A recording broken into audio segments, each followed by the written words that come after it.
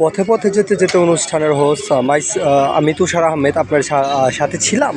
আমি কিন্তু ভুলভাল বড়ি দাঁড়ি, তো ওটা ক্ষমার দৃষ্টিতে দেখবেন। তো এটা হচ্ছে অনুষ্ঠানটা হচ্ছে পথে পথে যেতে যেতে। তো এটা ইসলামপুর স্টান, এটা আমার ফেভারিট একটা স্টান বলতে পারেন। ইসলামপুর 50-এর রাস্তা এটা, মানে ইসলামপুর 50 যেতে পারবেন আপনি।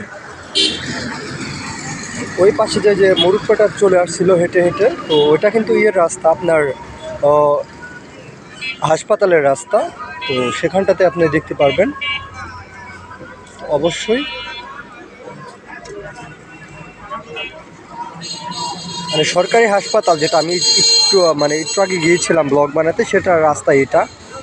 তো আজকে ছিলাম আপনাদের সাথে পথে পথে যেতে যেতে অনুষ্ঠানের হোস্ট তুষার আহমেদ। তো আজকে পথে পথে যেতে যেতে অনুষ্ঠানেই ছিলাম।